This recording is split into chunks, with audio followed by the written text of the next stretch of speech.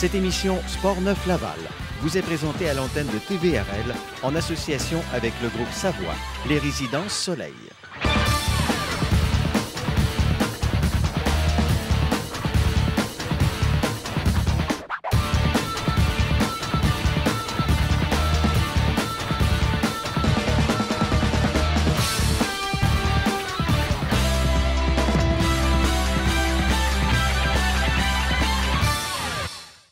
Bonjour et bienvenue à Sport Neuf Laval, votre émission sportive de la semaine pour tout connaître sur l'actualité sportive de la région. Cette semaine, je m'entretiens avec Hugo Péloquin, le responsable à la vie étudiante des Empereurs du Collège Le Tendre. Aujourd'hui, je reçois Hugo Péloquin, le responsable de la vie étudiante au Collège Le Tendre, qui est venu ici pour nous parler du nouveau programme de hockey sur glace. Bonjour Hugo. Bonjour Sarah.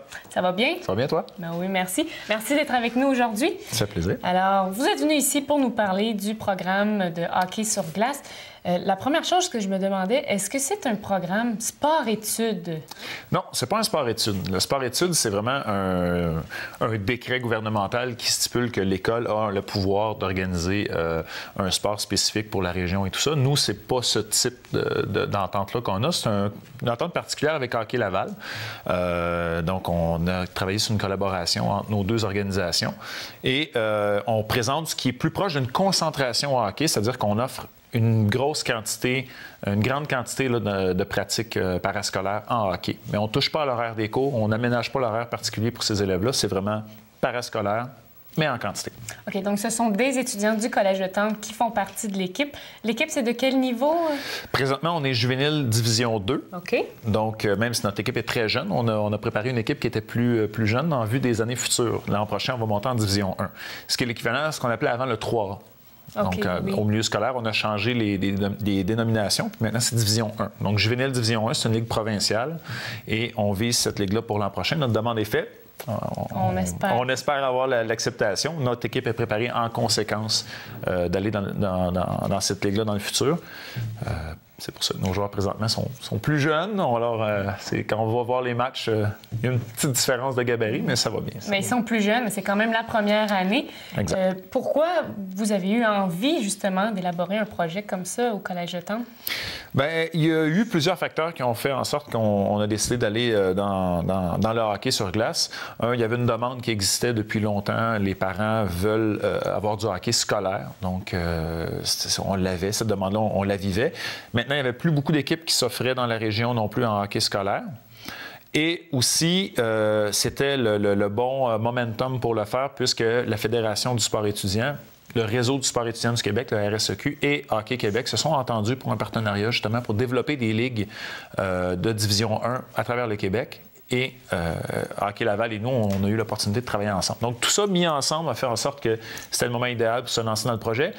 Et je ne peux pas cacher que l'arrivée de notre entraîneur-chef a stimulé beaucoup là, la progression du projet.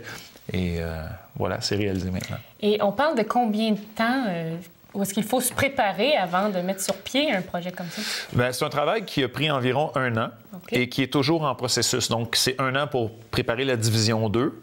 La Division 2, il n'y a pas de standard très élevé. Il n'y a pas un cahier de charge très épais là, au niveau des demandes faites par les fédérations, par l'organisation.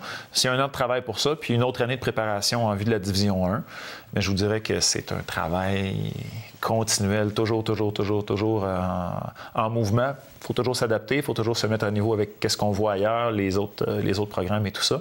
Alors, c'est pas un temps fixe de préparation. C'est vraiment du long terme et continuel. Là. Donc là, maintenant, on a parlé de l'équipe, mais on ne peut pas parler d'une équipe sans les joueurs qui composent cette équipe. Comment est-ce que vous faites la sélection des joueurs dans l'équipe? Notre sélection était assez simple l'an dernier. Vu le nombre. Donc, on n'avait pas préparé de programme, on n'avait pas un programme de recrutement des joueurs, on n'avait pas accueilli des joueurs spécifiquement pour notre programme de hockey. Le programme est arrivé en milieu d'année. Donc, ce qu'on a fait, c'est qu'on a invité l'ensemble des joueurs de l'école qui sont membres de Hockey Laval et d'organisations aux alentours aussi. Et on les a invités à se joindre dans notre camp de printemps.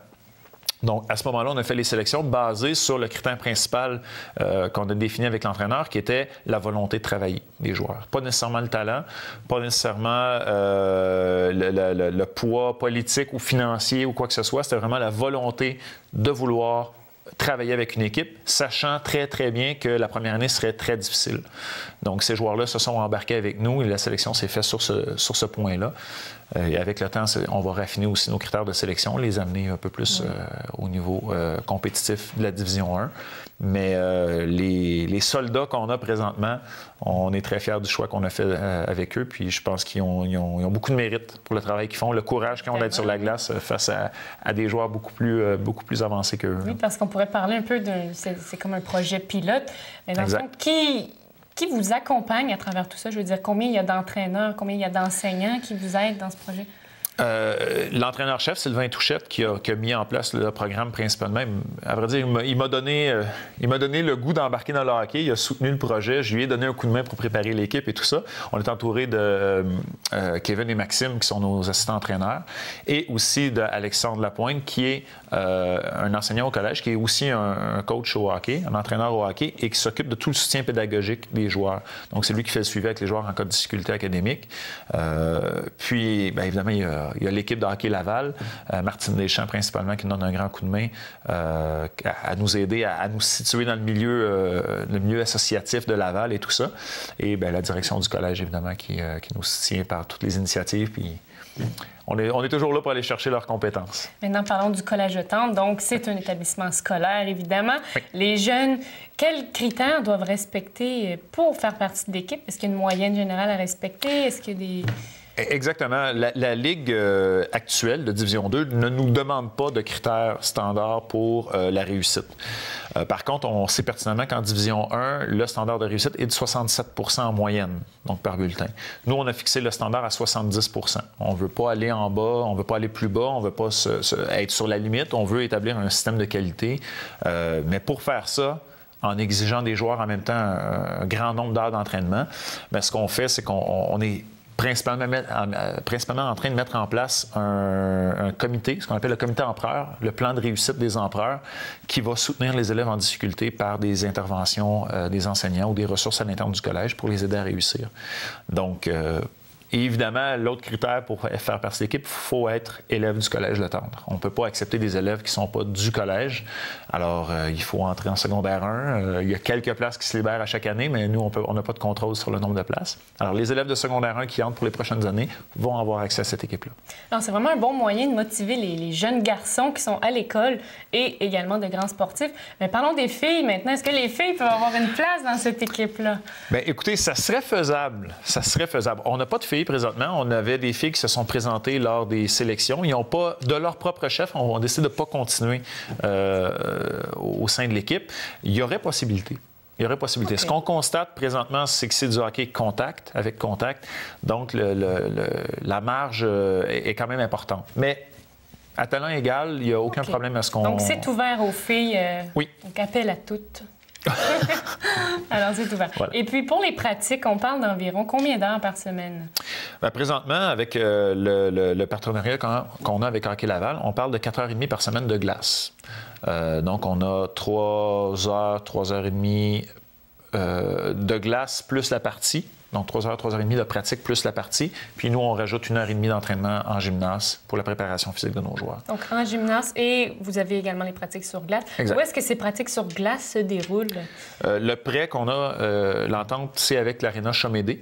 Okay. Donc, on a eu la chance d'avoir une aréna assez près de l'école. Puis, ça va très bien. Un bel aréna où on peut avoir une belle ambiance quand les spectateurs sont présents. Donc, c'est pas très grand, mais c'est suffisant pour nos besoins à nous. Puis, on est très heureux d'avoir accès à ces glaces-là. Et puis, on parle d'environ combien de matchs pour une saison régulière? La saison régulière tourne autour d'une vingtaine de parties.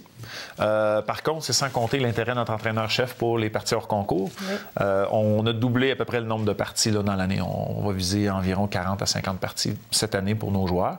Et tout cela se fait en manquant un minimum d'écoles. C'est un des critères pour le projet de hockey au Collège de Tendre, d'acceptation du projet, c'est-à-dire qu'on ne veut pas toucher aux cours, on ne veut pas manquer des cours, comme on le vit dans beaucoup d'organisations, malheureusement, au hockey. Donc, ce qu'on essaie de corriger, c'est ça. Et la Division 1, l'an prochain, si on en est membre, interdit strictement de manquer l'école. Parce qu'on s'entend que quand même 40 à 50 matchs, c'est beaucoup, là. C'est toute une préparation. Les jeunes doivent jouer probablement après l'école, donc c'est moins d'heures de travaux. Et puis, en ce qui concerne les inscriptions, où est-ce que les gens peuvent se diriger pour aller s'inscrire? Bien, le plus simple, c'est de nous contacter directement au Collège Le Tendre, OK. soit par téléphone ou soit par le site Internet du Collège. Vous pouvez aller voir sur le site Internet au collègeletendre.qc.ca. La politique d'admission du Collège Le Tendre, présentement, c'est premier arrivé, premier servi. Donc, pour l'équipe? Pour le collège. Okay, donc, il faut être membre du collège pour pouvoir se joindre à l'équipe. Alors, dès maintenant, pour les gens intéressés, peuvent nous contacter, peuvent me contacter au Collège Le Tendre. Ça me fait plaisir de répondre à leurs questions sur le hockey. Et puis, prévoyez-vous prolonger ce projet à travers différentes disciplines sportives? Actuellement, c'est sûr que c'est des projets qu'on va amener vers d'autres sports tranquillement. La politique du collège n'est pas non plus vers l'élite. C'est pas un collège d'élite. Par contre, on se rend compte que d'avoir une division 1, ça offre aussi un service à une clientèle qui ne l'avait pas avant. Alors, tranquillement, on va y aller vers le football, évidemment, qui est notre plus gros sport au collège en termes de nombre. Mais le prototype du hockey, c'est notre modèle à suivre. On est en train de le mettre en place, puis on va... C'est sûr qu'il va y avoir des répercussions positives autour de tout ça, c'est sûr et certain. Monsieur Péloquin, je vous remercie pour toute cette précieuse information. Je vous souhaite bonne chance dans tous vos projets, à toute l'équipe. Et puis, merci d'avoir été là. Merci. Salut la gang! Après 2 ans d'absence, votre télévision m'a fait appel pour faire mon petit talent au hockey, mon sport préféré. Ici, on est à l'Aréna Chemédé avec le Collège La Tendre, qui est le nouveau programme de hockey. Bonjour Sylvain, ça va bien? Oui, Alain. En forme? Ah ben oui, absolument. Ouais. Il faut. Aujourd'hui, la pratique consiste à quoi? En général, ce qu'on a remarqué au cours des derniers matchs, c'est que nos jeunes ont un peu de difficulté. Il faut comprendre qu'on joue contre des joueurs dans le M17. On a des gars de niveau M4, M15, là. Et les jeunes ont un petit peu de difficulté sur l'aspect de protéger leur rondelle, de déborder l'adversaire. Puis c'est surtout là-dessus, puis trouver l'espace libre. L'espace libre est très important parce que nos adversaires sont très forts et très puissants physiquement. Alors, si on est dans un rayon très court proche d'eux, on perd nos batailles dues à la capacité physique. Nos jeunes ont en général 14 ans. On affronte des 16, des 17 ans. Alors, on essaie qu'ils apprennent à travailler, à trouver des espaces libres, les utiliser pour ne pas travailler trop proche de l'adversaire durant les jeux. C'est un petit peu sur ça qu'on veut travailler J'ai vu que tu avais commencé par l'explosion de patin, des départs rapides tantôt. Oui, exactement. Ça fait partie, c'est un peu une suite. On veut que les petits gars mettent beaucoup d'énergie dans leur coup de patin, beaucoup de puissance. Puis par la suite, bien là, on leur ajoute des rondelles avec des situations pour essayer de contourner l'adversaire. Il y aura d'autres exercices tantôt qui vont venir. Présentement, on fait un joueur stationnaire et on feinte et après ça, on s'en va dans l'espace libre. Oui, ce que les gars ont tendance à faire, c'est que généralement, quand ils arrivent devant un adversaire qui semble plus gros, plus puissant qu'eux, il y a un élément un peu de stress, je dirais de panique. Les joueurs ralentissent quand ils arrivent devant le joueur et puis à ce moment-là, ils deviennent une cible, une proie très facile, surtout pour un gars qui peut peser peut-être 50 livres de plus. Alors ici, ce qu'on veut, c'est que les joueurs explosent, arrivent en vitesse devant le fameux défenseur pour avoir la capacité de passer rapidement à côté de lui. Et souvent aussi, les jeunes qui réussissent à passer ont tendance à ralentir. Une fois que l'obstacle est passé, ils ralentissent en direction du filet, alors que dans la réalité, ils s'approchent de leur but. Puis c'est le moment où ils devraient avoir encore plus faim d'exploser encore au filet. Alors on le voit dans l'exercice, c'est prendre la vitesse, mais une fois que ton premier obstacle est battu, il faut que tu ailles avec détermination. C'est une autre vitesse pour t'aller chercher. OK, on va aller faire l'exercice. Puis après ça, tu me corrigeras mes défauts. On y va.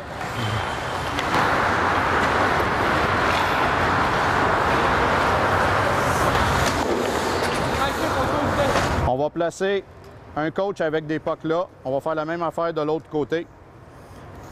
Il va y avoir un joueur ici, puis un joueur ici à côté du coach. Le premier ici part par en arrière. OK? Pendant que lui part par en arrière, F1 part après lui. F1, il va faire deux choses. C'est soit qu'il va chasser par l'extérieur ou vers l'intérieur. Un ou l'autre. OK? Quand lui part par en arrière, coach fait une passe. Il recule avec sa rondelle. Il regarde de quel côté vient la pression, le joueur. C'est bon? Si la pression arrive de ce bord-là, pivot, explosion jusqu'à la ligne rouge. Si tu sens que la pression vient de l'extérieur, tu recules avec ton puck, pivot, explosion, jusqu'au centre. Le but de ça, les gars, là, c'est de se lever la tête sur la glace. Le problème qu'on a de déborder nos adversaires puis de créer de l'attaque, c'est qu'on ne prend pas l'espace libre sur la glace.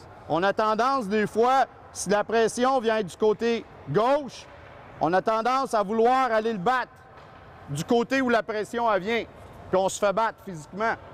Donc là, il faut prendre une lecture. On recule, passe sur le tape, l'autre part avec une pression. La pression, je ne la veux pas en ligne droite. Je veux qu'elle vienne d'un bord ou de l'autre. C'est pas important de quel bord elle vient, tu choisis. Le gars, je veux qu'il prenne la bonne lecture, pivot, où est-ce qu'il y a l'espace libre, explosion jusqu'au centre. C'est bon ça, les boys? Sépare le groupe en deux, la moitié là, la moitié ici. La clé là-dedans, c'est de prendre la lecture de quel bord vient la pression.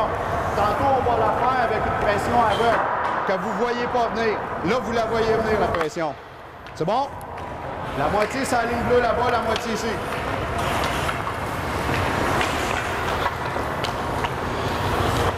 Puis qui prend l'espace libre, tu le laisses aller. Non, non, non. C'est bon? Go!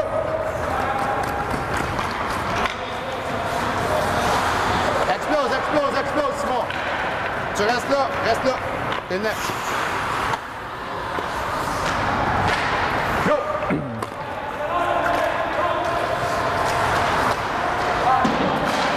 Explose, pivot. Je veux que tu fasses un pivot, OK? Protège ta rondelle. Parce que là, la claire a pu te l'enlever. Quand tu recules, quand tu recules de même, là, si tu décides de faire ça de même, lui, là, il peut taper ta poche. Tu recules, tu vois que ça vient, protège ta rondelle, puis là, t'exploses. OK? Go!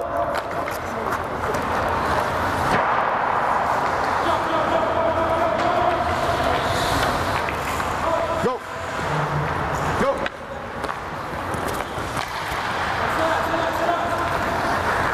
Explose, explose, explose!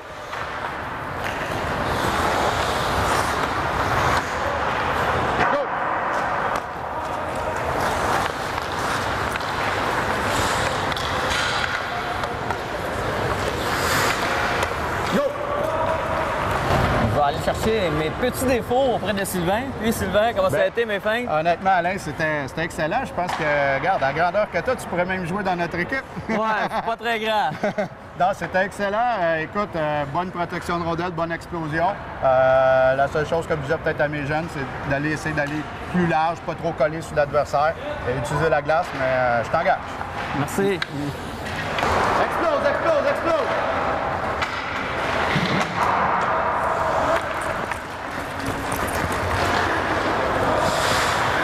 Explose, Julien! Let's go, let's go, let's go!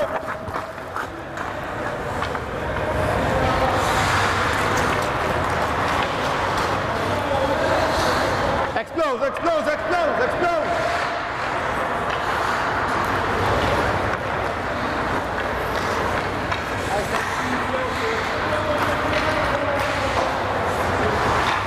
Explose, Philippe, explose! Mets ta vitesse!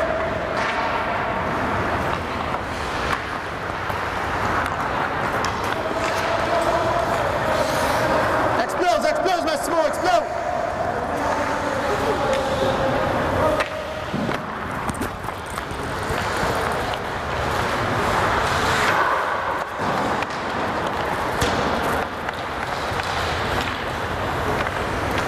Go!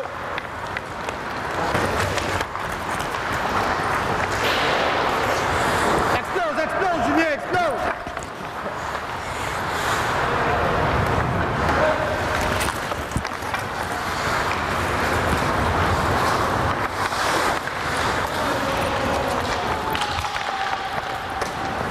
Go! Sylvain, nous sommes présentement rendus à l'aspect collectif. Effectivement, oui.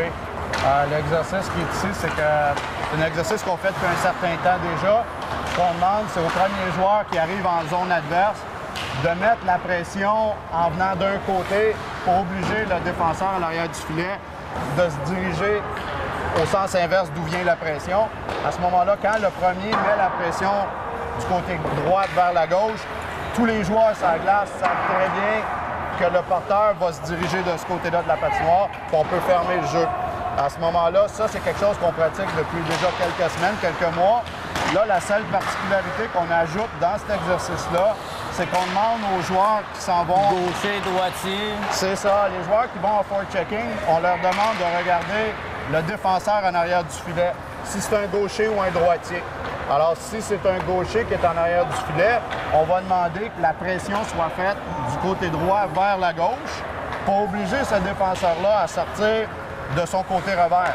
Alors, s'il sort de son côté revers et qu'il sent la pression venir, il risque de manquer sa passe ou il va peut-être tout simplement faire un rim sur la Beaucoup bande. plus difficile de faire une passe précise du revers. Exactement. Et forte en plus de ça. Fait que ça, c'est l'ajout qu'on fait actuellement avec les boys.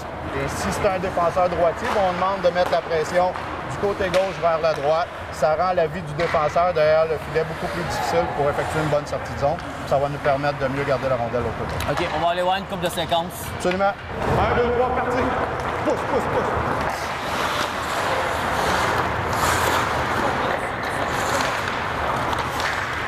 On recommence. La même ligne, la même affaire. La même ligne, la même affaire. Bord du coin là-bas. Vas-y.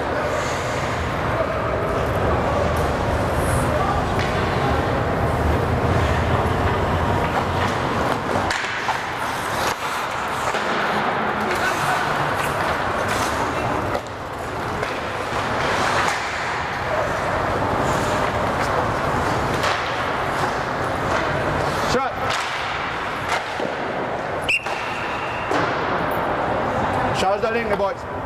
Sylvain, le collège Le Tendre, à sa première année au hockey. Effectivement. Est-ce qu'il y a beaucoup de points positifs à ça? Est-ce que les jeunes sont intéressés? Études, hockey? C'est sûr, je dirais là, que sur l'aspect études, ça a été très positif.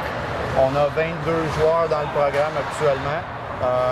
On a une moyenne générale de 70 qui est obligatoire pour pouvoir continuer à jouer avec l'équipe. Sinon, il est retranché. Pas nécessairement retranché, mais il peut y avoir des matchs de suspension. Puis si ça devient répétitif, bien là, le joueur est obligé de sortir du programme.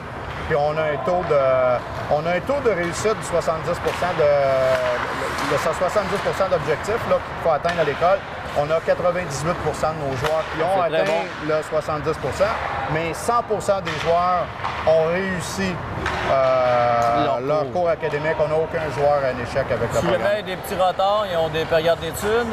Nous, les jeunes, effectivement, embarquent sur la glace de 5h à 6h30, 3 fois semaine, et également en gymnase une fois. Et ils terminent l'école à 15h, donc de 15h à 16h, ils sont en salle d'études à l'école. Au collège et à 16h, ils se dirigent ici pour les entraînements 3 fois par Je semaine. vois que l'ambiance est très bonne sur la glace. Ils sont heureux. Oui, je pense que c'est une belle expérience pour les jeunes. Puis là, l'an prochain, on s'en va aussi avec une affiliation plus serrée avec Hockey Région Laval.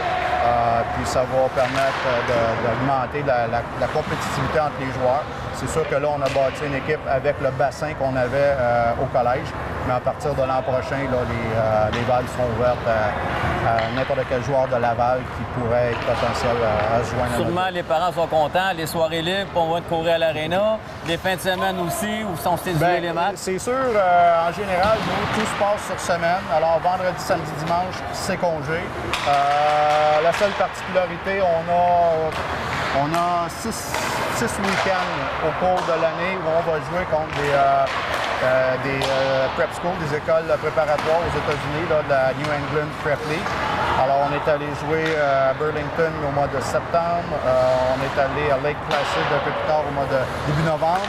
On a fait le New Hampshire, entre autres Proctor Academy au début décembre.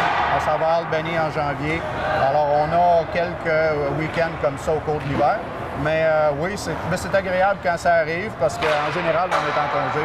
Fait quand un week-end de hockey arrive, tout le monde me prête bien. Toujours les jeunes aiment tout le temps ça, les hôtels puis les tournois. Oui. Puis c'est des expériences intéressantes. Là, je veux dire, on visite d'autres écoles, d'autres organisations. C'est bien intéressant pour tout le monde. OK. Je te remercie de nous avoir invités sur ta glace. Bien, ça me fait plaisir. Puis on voit que le programme Le Tendre au hockey est en bonne direction, en bonne santé.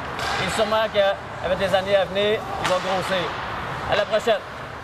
Cette semaine, pour nos nouvelles sportives, il nous fait l'honneur de vous présenter quelques images du baptizo de la capoeira Arte Guerrera de l'école Capo Circo.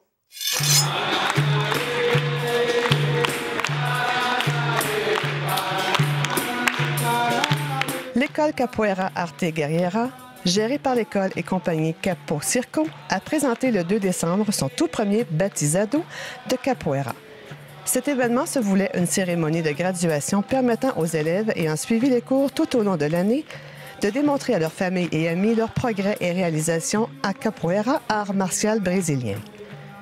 La télévision régionale de Laval était présente pour prendre en image l'événement.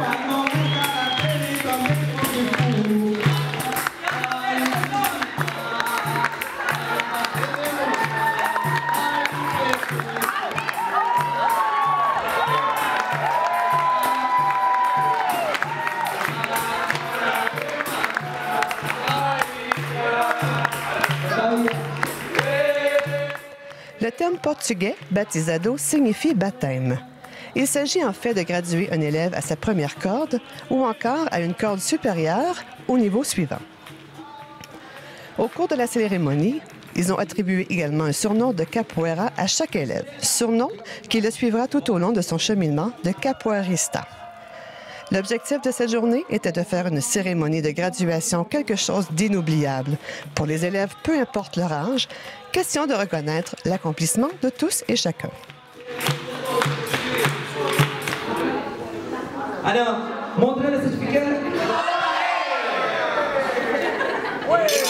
C'est déjà tout pour cette émission de la semaine. Vous avez des commentaires, des suggestions à nous faire parvenir?